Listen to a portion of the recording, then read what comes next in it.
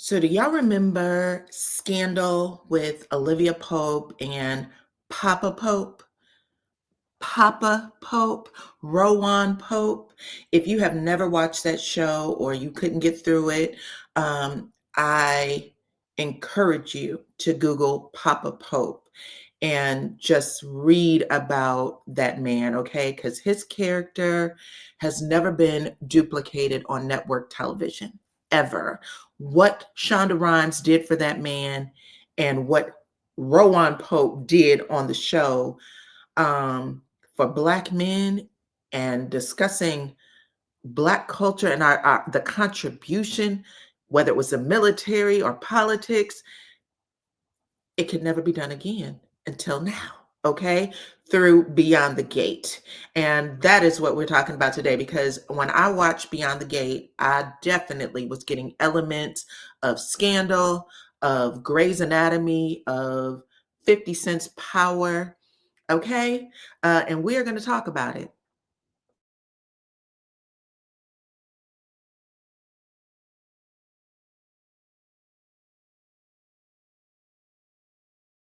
So what's up, Supreme Team? Welcome to the channel. Bump up the thumbs up and share the video, because that's how others find me here on YouTube, okay? We are talking about Beyond the Gate, which premiered, I believe, last week, Monday, and it is already number one. Number one in the time slot, and it is the first daytime drama ever written by a Black woman. Michelle Val Jean is her name, okay? And this is Women's History Month too, so we definitely should be watching and throwing our support behind it. I am doing so through my reviews. I wanted to make sure I got a good grasp with all the characters before I started talking about this, because I want to do them justice, okay? It's an excellent show. It is about a Black family, centered around a Black family by the name of Dupri, the family name, Dupree, and it is about legacy, power, long money, okay? Munyon, dinero, Lucci, the whole nine. And yeah, it's fascinating. The industry that the family is in is pretty much everything. Entertainment, politics, the medical industry, the legal field. They are basically the plug. Everybody wants to be connected to them or be them. You understand what I'm saying? So that is how it is starting off, all right? And y'all see the title of my review, which is called F Around and Find Out. And when you look at this picture, my artwork, you see Haley holding her eye, holding her cheek and her eye. Yeah, she effed around and find out, and she deserved every bit of what's came to her in episode 1 and what's coming for her in the future episodes, okay? But yeah, y'all know what to do. Hit that like button, share the video, and let's get into it. We are starting off with Dr. Nicole Dupri, okay? Dr. Nicole Dupri. So we get Dr. Nicole literally driving through the gate of her family's golf course, okay? There is a drone in the sky that is showing us acres upon acres. Nicole is taking that big body Benz. It felt like at least 5 miles before she even got to the clubhouse, okay? But y'all, the clubhouse looks like the White House. That's how it's designed.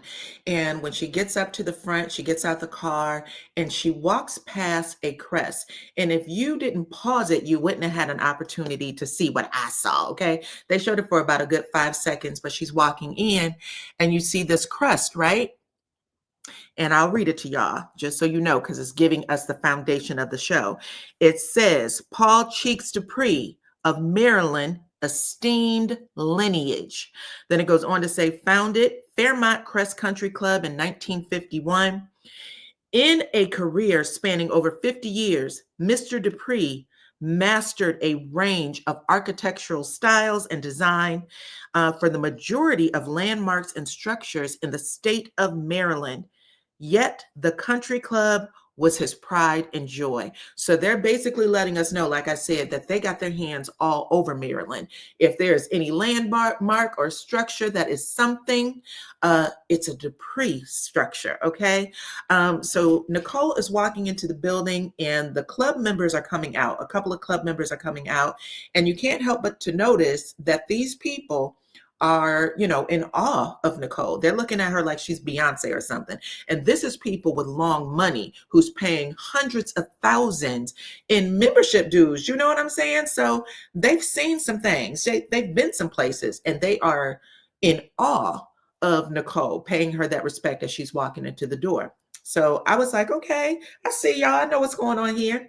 She's going in, like I said, to meet her mother, Anita Dupri. She's the matriarch of the family. She's the one who's given birth to all these things. And when you see Anita, you know you are dealing with money, okay? She is dressed in silver from her hair down to her feet, a silver suit, silver jewelry with just elements of gold in it and diamonds every damn where, okay? The lady had on a mink cape in this big ass handbag that you knew cost some change. You know what I'm saying? They literally zoom in on the handbag. Child, let me see if I can find it real quick. Some of y'all probably know what it is. Okay, this is it right here. It's called a Farley or something like that. Now, they do this quite a bit on this show. You kind of get like locked up in like the artwork and some other things, Kyle, because I was taking a whole bunch of pictures and going over to the Google Pics to see where these things were, how much they cost. There was a vase that I really liked that I did buy, child, I ain't gonna lie. Anyway, back to the story. Miss Nicole, Dr. Nicole, is going in to meet her mama, and you know that the mama got things going on. I mean, skin was glass, no pores whatsoever. Porcelain glass skin, is that's what it's called, glass skin. You can tell that she is very, very refined. However, mama used to be a Rolling Stone back in the day, okay? Well, she was a singer. It's given a little bit of Sissy Houston, I ain't gonna lie. She used to sing in the clubs back in the day, the little seedy lounges and stuff. And she is talking about her daughter and her ex-son-in-law with her other daughter. Okay. So she's talking about Danny to Nicole, right? And she's basically saying, I know a hoe when I see one. This is what Anita's saying. I know a hoe when I see one. Don't forget, I used to sing in them lounges back in the day. I saw the musicians, okay, get caught up with the drugs and the hoes and the blah, blah, blah. So she's talking about all of this to Dr. Nicole. She said, don't get it twisted, child. Don't get it twisted. I'm very refined now, but I know the streets, okay? She said, I haven't forgotten the streets. I haven't forgotten the streets. Your dad took me up out that life, but just so you know, you never forget the streets. You know what I'm saying? I kind of appreciated that. But she ended up saying to her daughter, Nicole, how did I raise two girls in the same household with the same exact advantages and have y'all be so different? Okay. And that is our introduction to her other daughter, Danny. And y'all see it, right? Y'all know they say that the eyes are the windows to the soul. So put it in the chat right now. What are Danny's eyes saying, child? Okay, because when we get to Danny, Danny is crashing out like a mug. Okay, she was in the kitchen. She ends up looking at her ex-husband's wedding invitation. He sent her a wedding invitation to witness him marry his new wife, y'all. Now, you know she's not over it, clearly. She's not over the divorce. She's not over how all the things went down. And so she is in that kitchen crashing out. Whew. And it's a hot ass mess. Now, let me introduce y'all to her ex-husband real quick. This is her ex-husband, Bill. Okay. This is the hoe that Anita, the mama, was talking about. She said, I know what Bill is like. I know what he does. Okay. But this is Bill, and that is his soon-to-be wife, Haley, just so y'all know. Upon looking at him, we can tell that he is arrogant. He is narcissistic. Okay. He was married to Danny for, I believe, 16 years before he ended everything. All right. Danny was this beautiful model, literally climbing up the ranks, to be America's top model. Bill came through, met her at 19 years old. She started having babies. He made her quit her career while he climbed the ladder at her family's business. Okay. His money is coming from the family coffers, it sounds like, or at least it did before he started building his own. All right. Bottom line is, he's a man who doesn't control his appetite very much. He's had multiple affairs when he was married to Danny, multiple. However, he followed the rules of respectable cheating, I guess, which means don't embarrass the wife. Even though the wife knew, she allowed him to do his thing and not embarrass her. And that worked all the way up until he met Hallie. That's when he called home and said, I ain't never coming back. All right.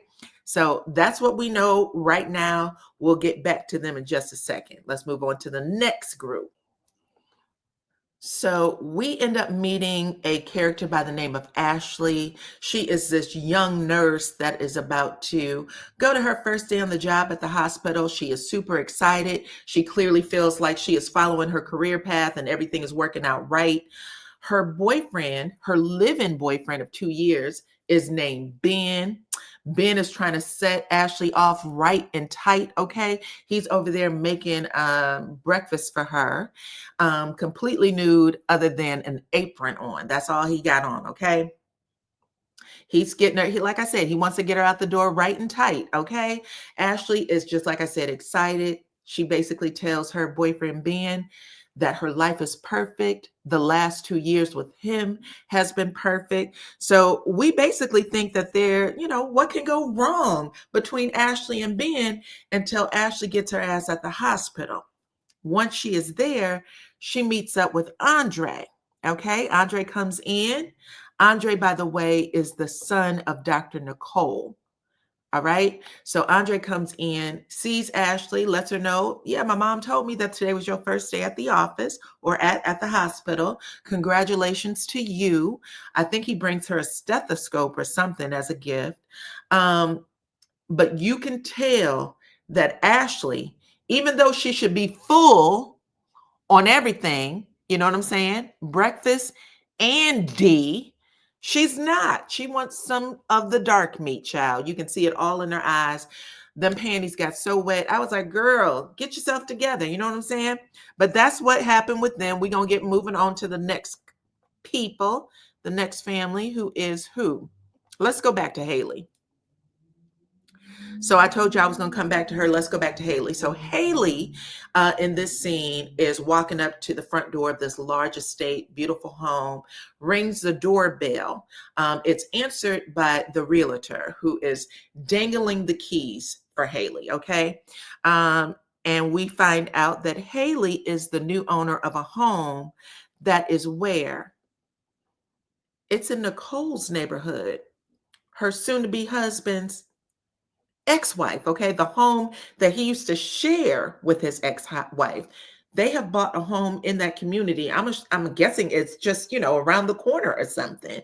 Now, if it was not clear before that Haley wants to wear Nicole's skin, it should be very apparent now.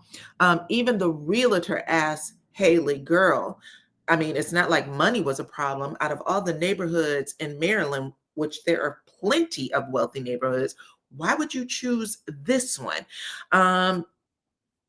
Haley says, I'm in love. You can't help who you're in love with, which doesn't answer the why would you choose this house. But she said, you can't help who you're in love with. And she said, it's fine. It'll be okay.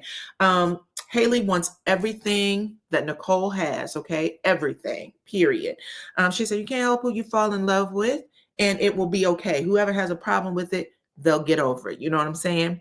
The realtor said, I'm just going to warn you up front. The Dupris own this neighborhood. Nicole owns this neighborhood. Whatever she wants, she gets. So if she snaps her fingers, this entire community could chase you up out of here. Okay? That is what she says about Nicole. Nicole, again, acts like it's no big deal. The realtor said, okay, you've been warned. And she walks out. Now, next up, we have Vernon Dupri, he is the husband of Anita and their grandson, Martin. Okay. Martin is also Dr. Nicole's son. Brothers to Andre. We find out that Martin also wants to be a congressman. He is very ambitious. He is asking for his grandfather's help in becoming a congressman. And he said, at the end of the day, I need to make my mark. So we know already, again, like I said, they have a heavy history in politics. Vernon actually used to be a civil rights activist. Okay. So he's coming to his father and saying, or grandfather, excuse me, and saying, I need your help in making me or helping me get my stamp out there, get my mark out there. So next up, we are going to talk about Naomi and Chelsea. Naomi and Chelsea are sisters, and they are also the daughters of Danny and Bill, right? And we also find out in a scene with Naomi that Haley, Dad's soon to be wife, used to be her best friend, a friend that she helped try to raise up through the ranks, gave her shelter, gave her money when she needed it, and helped her mother or encouraged her mother to give her a job, which she did at her daddy's law firm, y'all. So Haley is a nasty piece of work, okay?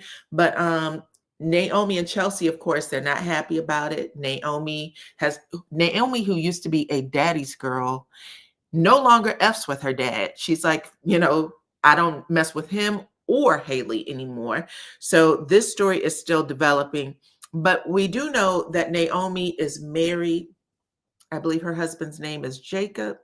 And Naomi and Jacob gets it in, okay? Jacob is in law enforcement. I don't know what they got going on during the day, but I think Quad and King from Married to Medicine said they do it 15 times a week. I feel like we saw Naomi and Jacob do it 15 times in this episode. So they won, you know what I'm saying? But just so y'all know, yeah, Haley and Naomi used to be friends. Now let's move back to Bill real quick. Now, I told y'all that Bill was a criminal attorney. We get a scene with him and a client who walks in. The client says, I need you to help me with my son.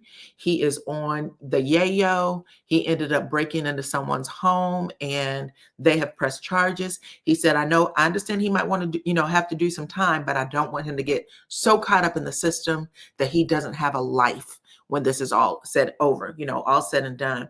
And Bill said, I'll do you one better than that.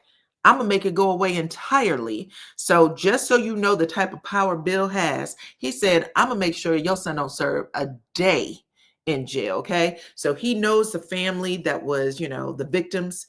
And he sounds like he's going to go and have a chat with them to clear things up.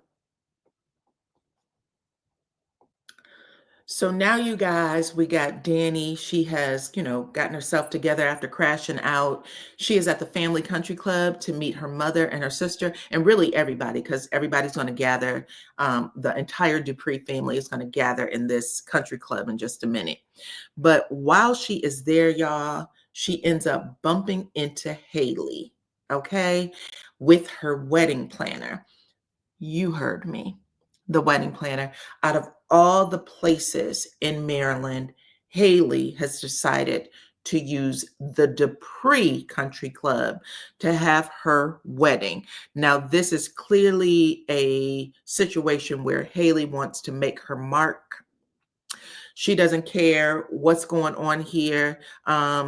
She wants to make her mark on somebody else's territory in someone else's house. It is very much given Martell's baby mama from Love and Marriage Huntsville.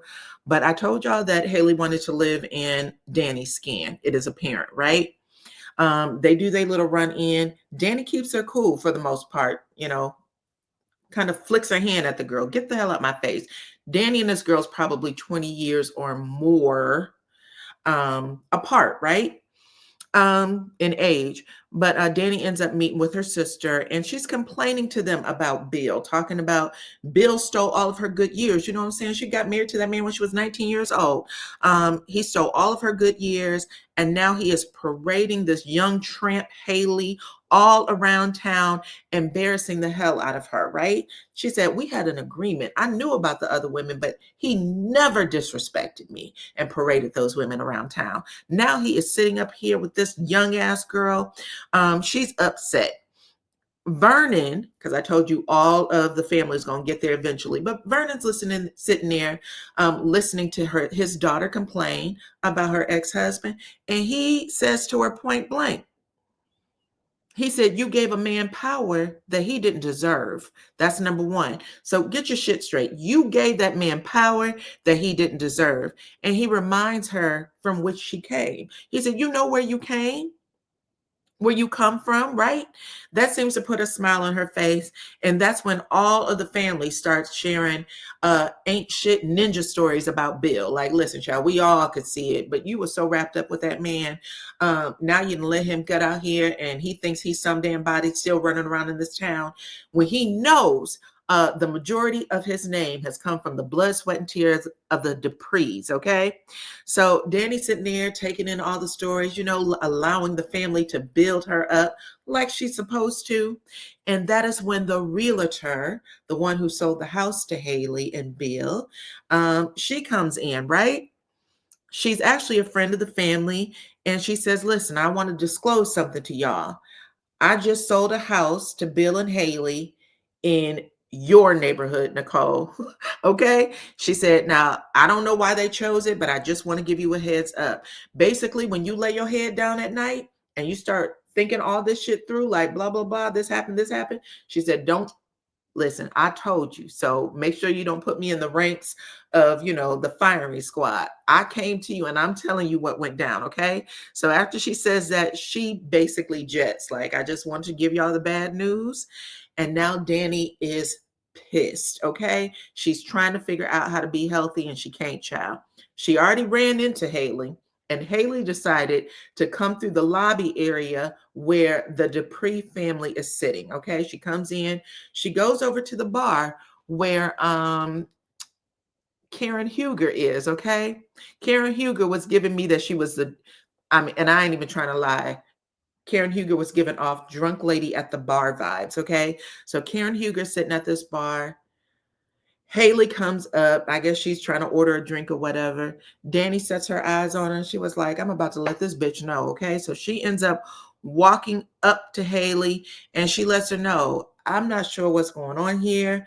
You already took my husband. Now you got to have your damn wedding in my country club. You know what I'm saying? And now I just heard that your ass bought a house in my community. Okay. So since you want to live in my skin, heifer, next thing you know, pop. Danny mollywopped. Danny mollywopped Haley smooth in the eye. Okay. Now y'all know when you are the bride, you're supposed to get something old, something new, something borrowed, and something blue, right? I can guarantee you she has a blue and black eye, okay? I guess Haley said, I might as well give you the complete set. You already took old, new, borrowed, and now your ass got something blue too, okay? Now Haley literally, Haley got knocked to the ground or into the chair, and then she ends up getting back up. Danny took that moment to walk off. You can tell Danny is a renegade. She does what she wants. The rest of the family, though, after that happened, the rest of the family, one by one, they all stand up, child, and each member looks Haley dead in the eye, stares her down like she is a piece of shit, and then they end up walking out the door. It was really a juicy moment, okay? After that happens, that's when you hear Karen say, she basically said, welcome to Fairmont, you raggedy bitch. I do know that when she said it, it was reminding me of the guy from Waiting to Exhale, okay? Because she just nodded her head like, welcome to Fairmont, okay? But welcome to Fairmont, you raggedy bitch. And that is how the scene ends. It was actually very, very enjoyable. So I hope y'all liked the review. I hope you had an opportunity to see the show. If not, make sure that you tune into that and then tune into my reviews. Let's see if we see the same things, okay? That's pretty much it, y'all. Hit the like button, share the video, follow me on all my platforms at DYANAROZAY. What else? I appreciate every single one of y'all for rocking with me, and I will drop the next video pretty soon, so you'll catch up with part 2. Bye-bye.